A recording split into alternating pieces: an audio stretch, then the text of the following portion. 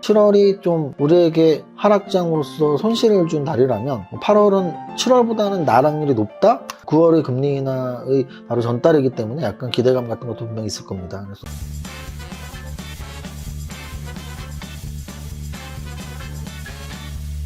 해프닝! 몹시 예민. 건드리지 마. 그러시군요. 많이 힘드시죠? 아마 여러분들의 마음이 이런 마음일 겁니다.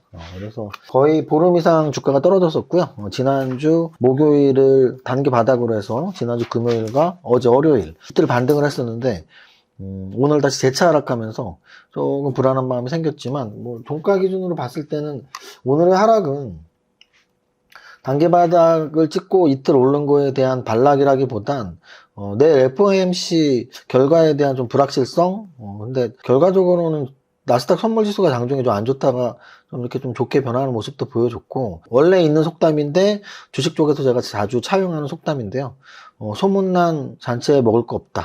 근데 그거를 저는 예견된 악재에 뭐 크게 흔들릴 일 없다. 원래 악재든 호재든 갑작스럽게 나오는 게 중요한데, 뭐 오늘 밤 FOMC 회의 결과는 일단 금리 인하는 뭐 당연히 지금 안 하는 걸로 점도표상 나와 있고 9월 달에 하는 걸로 나와 있고, 그럼 적어도 오늘 밤에 갑자기 금리 인하를 하거나 또는 안 하는 게 맞는데 안 하면서 뭐 9월 달에도 안 할 거야 뭐 이런 말이 나오지 않는 이상은 그냥 예정대로 오늘 밤은 안 하고 9월 달에는 할 것 같은 스탠스를 갖고 말을 해준다면 크게 변화할 건 없는 것 같아요. 그리고 점도표가 워낙 확실하거든요. 지금 내일은 거의 0%로 금리 인하를 안 하고 또 9월 달엔 거의 90% 이상으로 금리 인하를 하거든요. 그래서 그거에 대한 큰 변동이 없을 확률이 높기 때문에 뭐 오늘의 불확실성, 그러니까 내일 밤에 대한 우리의 불확실성이 그냥 뭐 장중에 이렇게 쫄리는 마음은 있지만 뭐 크게 쫄 필요는 없지 않았나. 그리고 또 하나는 뭐 불확실성이 해소된다고 해서 막 하루에 막 1%, 2%, 3%씩 급등한다의 개념은 아니지만 지금 장에서는 사실은 급락만 안 해도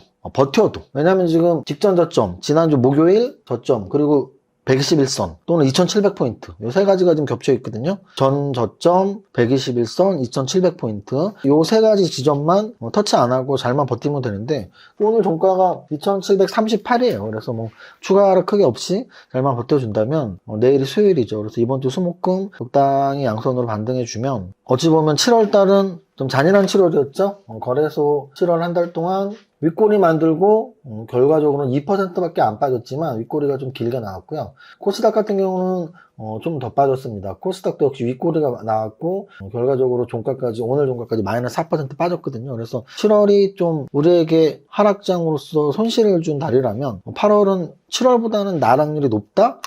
이제 9월의 금리 인하의 바로 전달이기 때문에 약간 기대감 같은 것도 분명히 있을 겁니다. 그래서 오늘 밤 FOMC만 잘 넘기면 8월은 좀 더 편안한 달이 되지 않을까? 라는 말씀 드리면서 오늘 지수에 대한 설명을 마쳤고요. 아까 이거 얘기 한번 했었는데 라이씨한테 이게 이제 사탕 세트예요. 사탕 세트인데 여기 보시면 이게 원래 마이쮸라는 그 카라멜 같은 캔디잖아요. 근데 유니쭈? 해서 제 사진이 붙어있는, 그래서 뭐 모르는 분이 보면 야 저 관종이다, 지가 지 사진 붙여놓고 저 사탕 뭐 어디 굿즈로 팔으려고? 그게 아니고요. 이렇게 해서 저한테 이 사탕 세트를 합창단원 분 중에 한 분이 선물을 해주셨었어요. 그래서 제가 가방에 계속 놓고 다녔었는데 오늘이 원래 화요일날 합창하는 날인데 오늘하고 다음 주 2주 저희 여름 휴가로 2주 쉬거든요. 그래서 합창단 못 가는데 갑자기 생각이 나서 우리 합창단원들 잘 휴가 잘 보내고 또 갔다 와서 준비된 노래들 열심히 해서 건대 강연회 때, 건대 강연회는 지금 10월 마지막 주 일요일로 확정이 됐는데요. 건대 강연회 때 한번 좋은 공연 하자고 오늘 영상으로 말씀드립니다. 다들 잘 지내고 있죠? 그래서 뭐 월봉을 미리 봤지만 어쨌든 아직 화요일, 수요일 이틀의 7월의 거래일이 남아있고요. 이틀의 거래일이 남아있고 거래소는 이틀 동안 직전 저점 안 깨고 2750, 2800 사이에서 잘만 버텨주면 7월보다 좀 나은 요 급락을 좀 상쇄하는 반등이 나오는 8월을 기다리자. 그리고 코스닥 같은 경우는 오늘 그나마 거래소보다는 덜 빠지긴 했지만 이거 갖고는 안 된다. 그래서 최근 제약바이오즈 움직임이 좋아지고 있고 2차전지는 정말 맥없이 떨어지고 있지만 테슬라의 반등이 좀 반가운 반등이 나왔고 했기 때문에 2차전지와 제약바이오 두 업종이 동시에 강한 반등이 나온다면 코스닥 지수도 지금 800에 있지만 한 850선, 860선만 좀 빠르게 V자로 반등을 준다면 또 안정적으로 흘러갈 수 있는데, 관건은 2차전지와 제약바이오가 동시에 올라야 한다. 이런 정도로 말씀을 드립니다. 자, 시총 상위 종목 보겠습니다. 일단 삼성전자 같은 경우는 오늘 지수보다 강한 모습 0.25% 하락 양선 나왔고요. 8만원대를 계속 지키고 있습니다. SK하이닉스 지수보다 약한 모습, 엔비디아를 최근에 많이 추종하는 것 같아요. 그래서 엔비디아가 요즘 추세가 좀 꺾여 있기 때문에 얘도 3% 하락했고요.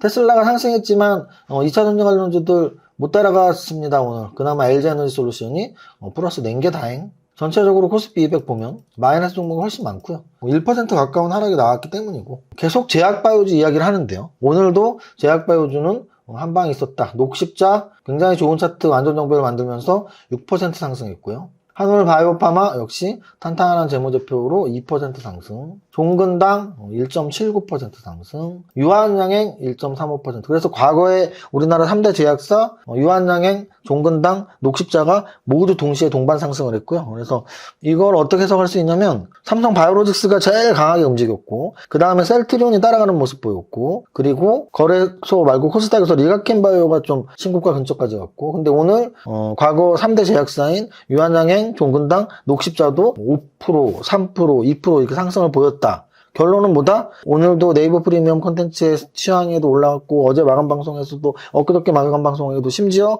지지난주 8.15 라이브 쇼에 가서도 한업종만 봐라 해서 일단 제약바이오를 꼽았던 이유는 이런 모습들이에요. 그래서 그 시그널들은 삼성바이오로직스에서 일단 잡아낼 수 있었고, 셀트리온, 리가켄바이오 이렇게 아래로 내려가면서 오늘 유한양행, 녹십자, 종구당까지 상승이 나왔다. 그래서 제약바이오주는 확실히 눈여겨볼 만한 업종이다, 현재는.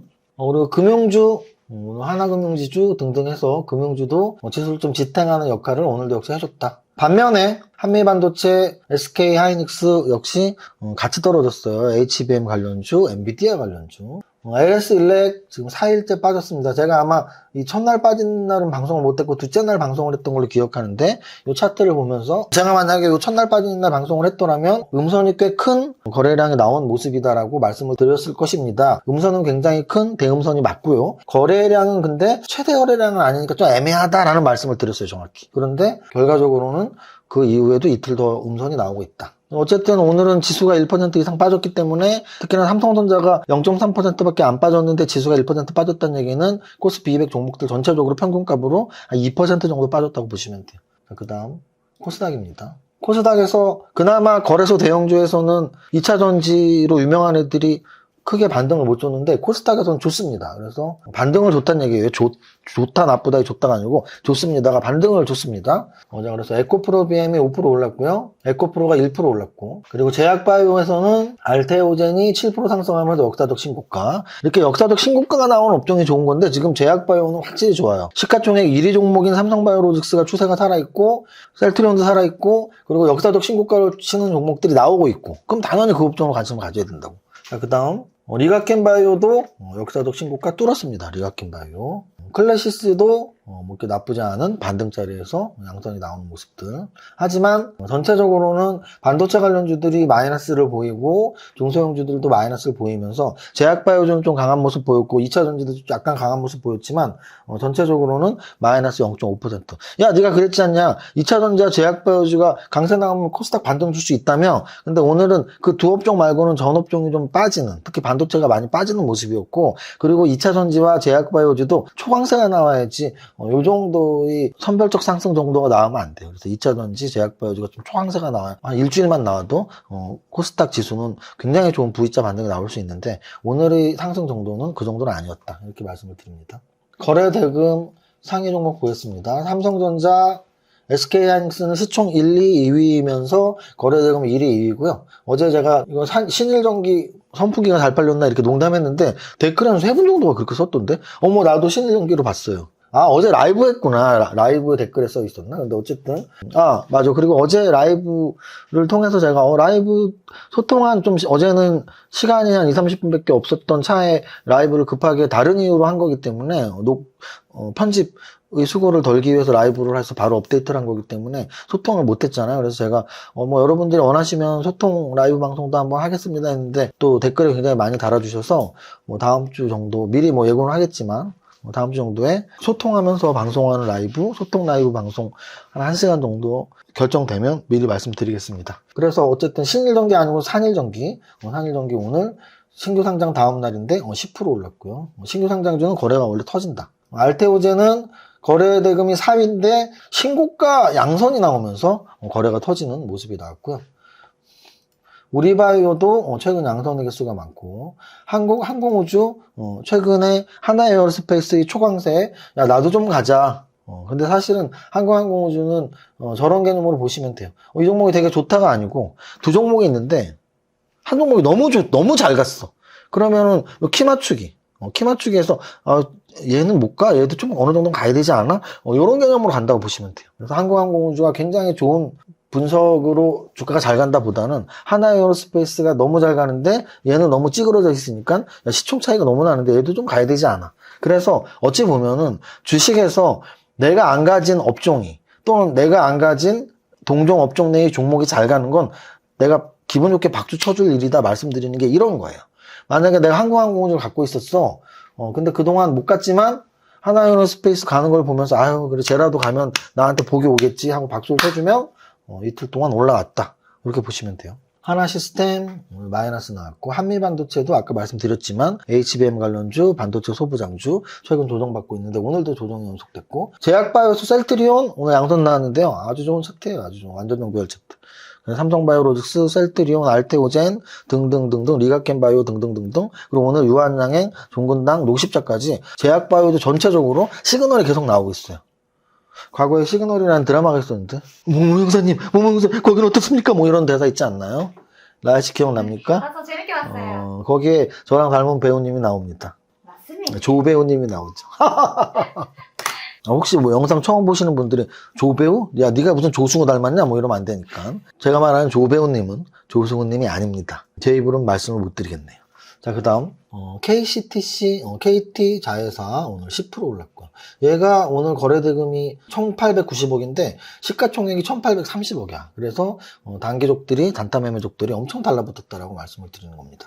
신신제약도 마찬가지인데요. 신신제약이 1100억짜리인데 오늘 거래대금이 1800억 거래가 됐습니다. 자, 오늘 좀 재미있는 재료가 나왔었는데요. 이 보면 우원개발 상한가, 이화공영 상한가, 그 밑에 특수건설 16%, 남광토건 얘네들 있단 말이에요. 얘네들이 사실은 저만큼 주식을 오래 한 사람들은 이화공영, 특수건설, 우원개발 요 세 종목이 4대강 3대장이었거든요.